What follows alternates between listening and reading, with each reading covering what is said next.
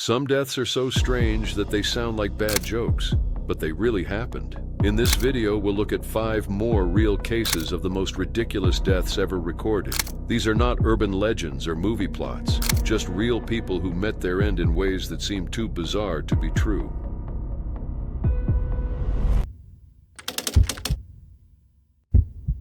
It was February 22, 1933 in New York City. Michael Malloy, a 60-year-old homeless Irishman, had passed out once again. This was nothing new. He spent most of his days drinking at local speakeasies, but this time was different. Tonight, Malloy would finally die. At least that was the plan. Malloy had earned the nickname Iron Mike because of his uncanny ability to survive. No matter what happened to him, he always seemed to bounce back. But a group of 5 men had been trying to end his life for months, hoping to collect insurance money.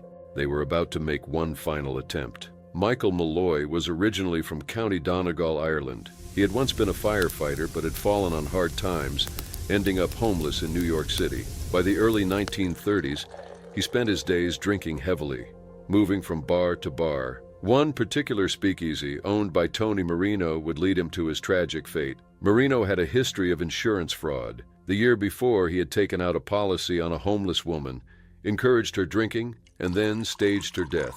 He collected $2,000 with no questions asked. When Marino saw Malloy, he saw another opportunity. Along with 4 accomplices, Joseph Red Murphy, Francis Pasqua, Hershey Green, and Daniel Kreisberg, he took out 3 life insurance policies on Malloy. If Malloy died by accident, they would collect $3,500, or about $85,000 today. They thought it would be easy. Malloy's drinking was already extreme, so they simply gave him unlimited alcohol, expecting him to drink himself to death. But day after day, Malloy kept coming back asking for more. When alcohol didn't work, they decided to add toxic substances to his drinks. They started with antifreeze, but Malloy drank it with no issue. They tried turpentine, horse liniment, and even rat poison. He kept drinking and surviving. Frustrated, they tried feeding him raw oysters soaked in wood alcohol, hoping the mixture would be fatal. Malloy ate them without a problem. Running out of ideas, they decided to use the freezing winter temperatures against him. One night, when it was negative 26 degrees Celsius, or negative 14 degrees Fahrenheit, they dragged Malloy outside, stripped off his clothes, and poured ice-cold water on him. But the next morning, Malloy walked back into the speakeasy, looking for a drink. At this point, the group realized they needed a new plan. They hired a taxi driver, Harry Green, to run Malloy over. The plan was simple: get him drunk, place him on the street, and have Green hit him at full speed. That night, Green drove straight into Malloy at 45 miles per hour or 72 kilometers per hour. To be sure, he backed up over him. The men were convinced it was finally over, but when they checked, there were no reports of Malloy's death. Then, 3 weeks later, he walked back into the bar. He was bruised and limping, but alive. The men were running out of patience. They decided they couldn't rely on accidents anymore. On February 22, 1933, they waited for Malloy to pass out from drinking. Then they carried him to a room above the speakeasy, placed a gas hose in his mouth, and turned on the coal gas. Within an hour, Malloy was gone. They quickly arranged his burial and bribed a doctor to list pneumonia as the cause of death. Everything seemed to go according to plan. But the police had heard rumors about Malloy's resilience. When they learned he had died, they launched an investigation. His body was exhumed, and an autopsy confirmed that he had been deliberately killed. All 5 men were arrested. Green, the taxi driver, was sentenced to life in prison. The other 4, Marino, Murphy, Pasqua, and Kreisberg, were sentenced to death. They were executed in the electric chair at Sing Sing prison in 1934. Michael Malloy's story became one of the most bizarre cases in history. Despite countless attempts on his life, he defied the odds again and again. Even in death, his incredible resilience remains legendary. Dr. Robert Liston, born on October 28, 1794, was one of the most skilled yet controversial surgeons of his time. He was known for his speed in the operating room, an essential skill in an era before anesthesia. Back then, surgeries were incredibly painful, and the faster a procedure was completed, the better the patient's chances of survival. Liston mastered this technique, earning the nickname the fastest knife on West End. His ability to perform surgeries quickly set him apart. He once amputated a leg in under 2.5 minutes and removed a massive 45-pound tumor in just 5 minutes. Medical students and spectators often gathered to witness his incredible speed. His famous phrase, "Time me, gentlemen, time me," reflected his confidence and urgency in the operating room. His rapid approach reduced patient suffering and improved survival rates compared to many other surgeons of his time. However, his speed also led to a tragic and bizarre accident, one of the most infamous mishaps in medical history.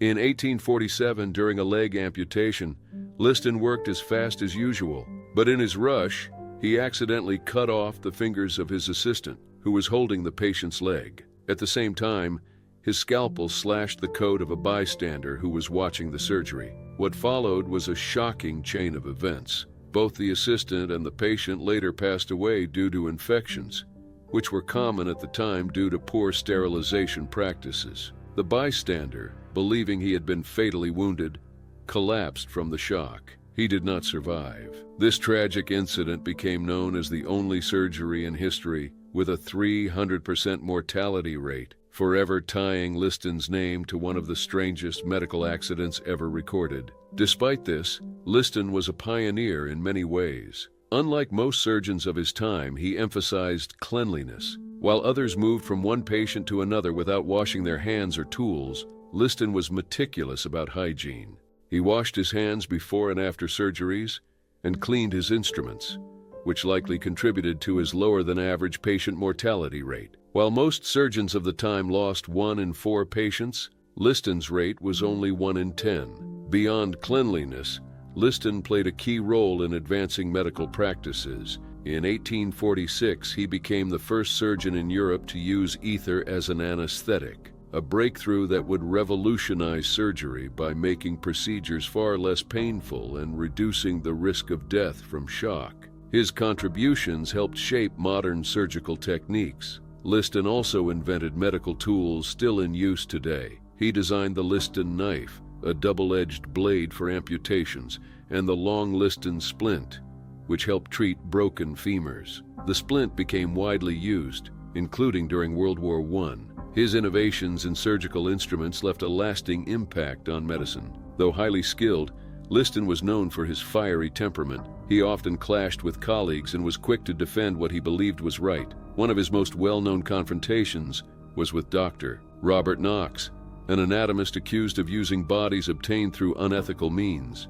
Furious at Knox's involvement, Liston physically confronted him, showing his strong sense of morality and commitment to ethical medical practices. While his confrontational nature made him a divisive figure, his dedication to patients was undeniable. He fought against outdated and dangerous medical practices, insisting on higher standards of care. His belief in speed, hygiene, and eventually anesthesia helped push the field of surgery forward. Liston passed away in 1847 from an aneurysm, but his influence on medicine remains significant. His work helped lay the foundation for modern surgery, improving patient survival rates and setting new standards for hygiene and pain management. However, his legacy is also marked by that one tragic operation, a reminder of how even the most skilled professionals can make mistakes. Today, Dr. Robert Liston is remembered for both his brilliance and his flaws. His innovations saved lives, but his most infamous surgery serves as a lesson about the balance between speed and precision in medicine.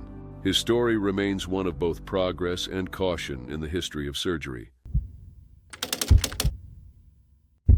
On June 4, 1923, Belmont Park in New York witnessed one of the strangest and most tragic moments in horse racing history. The winner of the race crossed the finish line, but he wasn't alive to celebrate. Frank Hayes, a 22-year-old Irish stableman and horse trainer, had spent his life caring for horses. He had never competed as a jockey, but that was about to change. Hayes had the chance to ride Sweet Kiss, a 7-year-old mare with 20-to-1 odds, in a steeplechase race. Most people didn't expect the horse to win, but for Hayes, this was his big break. There was just one problem. Hayes was too heavy to qualify. Jockeys had to meet strict weight limits, and at 142 pounds, he needed to lose at least 12 pounds in a few days. Determined, he pushed himself to extreme limits. He spent hours exercising and drastically cut his food intake. Even as race day approached, he wasn't light enough. With just 24 hours left, he pushed even harder drinking less water and exercising intensely until he finally met the 130-pound requirement. However, by the time he climbed onto Sweet Kiss, he was noticeably weak. As the race began, Sweet Kiss started off slow but soon picked up speed. As they approached the final stretch, it was a tight race. To everyone's surprise, Sweet Kiss surged ahead, narrowly beating the favorite horse, Gimme, by a head. The crowd erupted in cheers, shocked by the unexpected victory. But something was wrong. Even after crossing the finish line, Sweet Kiss continued galloping for 100 yards before slowing down. Hayes, still in the saddle, wasn't moving. At first, no one noticed. Race officials and the horse's owner, Miss A.M. Frayling, approached to congratulate him, only to realize something was terribly wrong.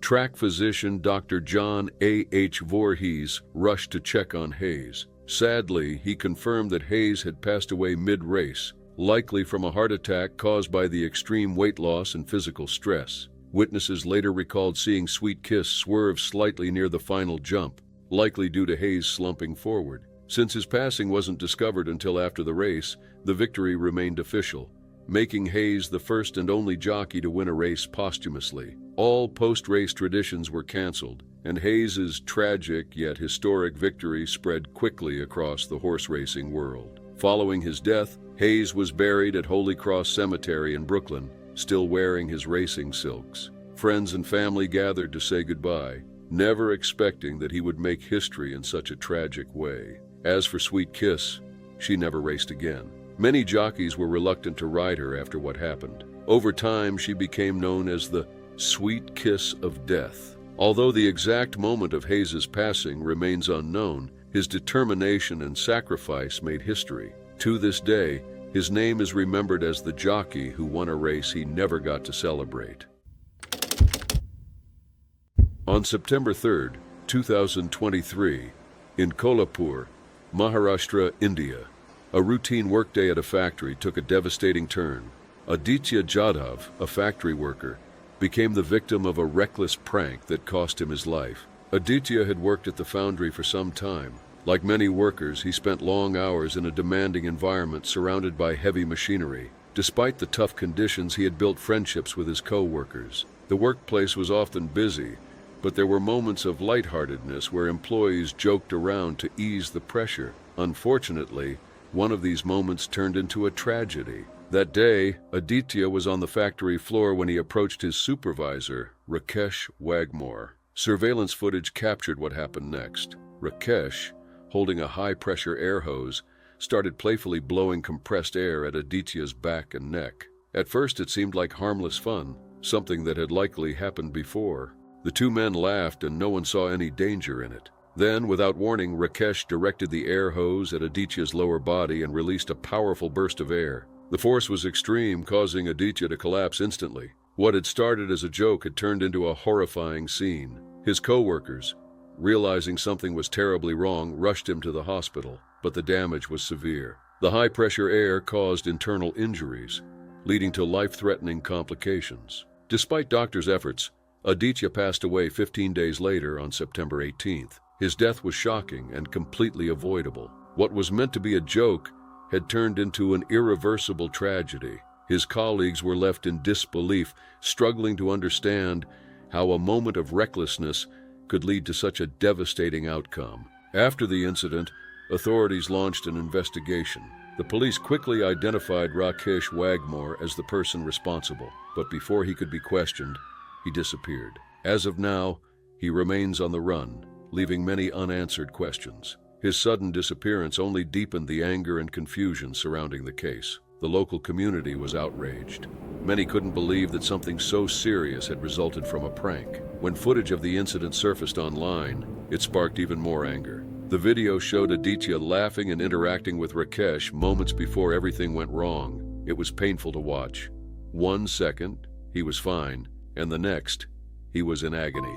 Doctors later confirmed that the air blast had caused irreparable internal damage, making survival impossible. Aditya's family was left heartbroken, struggling to come to terms with such a senseless loss. This tragedy also raised concerns about workplace safety. How could something this dangerous happen in a professional setting? While the act itself was not intentional, the consequences were devastating. It highlighted the need for stricter regulations to prevent reckless behavior, even in workplaces where employees share close bonds. The fact that Rakesh fled only added to the frustration. Why did he run? Did he understand the seriousness of what had happened? Authorities continue their search for him, but until he is found, justice remains uncertain. This case is a reminder of how fragile life can be and how quickly things can take a tragic turn. What seemed like a harmless joke became a life-changing event for everyone involved. The factory, Aditya's family, and the entire community are left with the painful reality of his loss. As the search for Rakesh Wagmore continues, one question remains: will he ever be held accountable for his actions?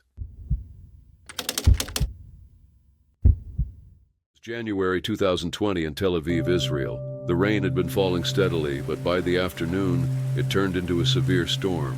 The downpour quickly flooded parts of the city, catching residents off guard. Among the many affected were Dean Shoshani and Stav Harari, a young couple, both 25, whose lives were tragically cut short in a way no one could have imagined. Dean and Stav lived in an apartment in Tel Aviv's Hatikva neighborhood. That day, they took the elevator down to the underground parking garage, planning to reach their car. But as the rain continued, floodwaters began rising rapidly. The elevator, affected by the storm, lost power and became stuck. Trapped inside, the couple had no way to escape as the water levels quickly rose. Residents of the building soon heard their cries for help. Water had started seeping into the elevator through the doors, rising at a terrifying speed. Dean and Stav desperately tried to push their way out, but the doors wouldn't budge. The more time passed, the more hopeless the situation became.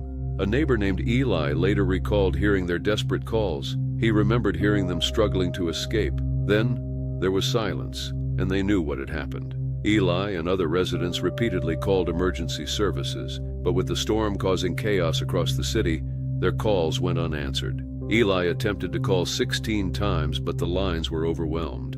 By the time emergency responders arrived, it was already too late. Firefighters had to wade through the flooded garage in scuba gear to reach the elevator. Visibility was low, and the conditions were dangerous. It took them more than 30 minutes to get to the trapped couple. When they finally cut through the roof of the elevator and pulled them out, Dean and Stav showed no signs of life. Paramedics rushed them to the hospital, but doctors could do nothing. Both were pronounced dead. The tragedy devastated the community. Many questioned how such a horrific incident could happen in the heart of Tel Aviv. Residents were not only grieving but also frustrated. They believed the building's infrastructure had failed them and that emergency services had not responded quickly enough. Alfred Jadid, the building's owner, described how quickly the situation escalated. He received a call about the trapped couple 20 minutes after they got stuck. By the time he arrived, the water had reached the ceiling. He and other residents tried to force the elevator doors open but were unsuccessful. Many pointed out that flooding was a recurring problem in the area, but no one expected it to turn deadly. The public was outraged. Many blamed negligence, both from the building's management and city authorities. Residents claimed they had reported drainage issues before, but no action was taken. Others criticized the slow emergency response, believing that if help had arrived sooner, Dean and Stav might have survived. Dean's mother, Eden Shoshani, was heartbroken. In a tribute to her son, she expressed how he had created a home that was sweet and full of love. Now, he and his partner were gone together. The couple was laid to rest side by side in Tel Aviv's Yarkon Cemetery. Thousands attended their funeral, mourning two lives lost too soon. Following their deaths, officials launched an investigation. Authorities reviewed the building's drainage system, the elevator's safety mechanisms, and emergency response efforts. However, after months of inquiry, prosecutors ruled that no one was criminally responsible. They determined that the extreme rainfall, 100 millimeters per hour, was an unpredictable event, making it difficult to prevent such a tragedy. This decision angered the families. Stav's father, Itzik Harari, rejected the ruling, insisting that someone should be held accountable. He expressed how painful the situation was and maintained that there had been negligence. The families, despite their grief, vowed to continue fighting for answers. Although the investigation has closed, the tragedy left many unanswered questions. Could faster action have saved them? Could better building safety measures have prevented this? While these questions may never be fully resolved, one thing remains clear. Dean and Stav's loss left a lasting impact on those who knew them. For Tel Aviv residents, the incident was a wake-up call. It exposed flaws in infrastructure and emergency response, raising concerns about how the city handles extreme weather. Whether real changes will come remains uncertain, but the memory of that day continues to haunt the community. Dean and Stav's story is a painful reminder of how quickly an ordinary day can turn into a tragedy. Their loved ones will never forget them, and their loss made a lasting mark on the city of Tel Aviv.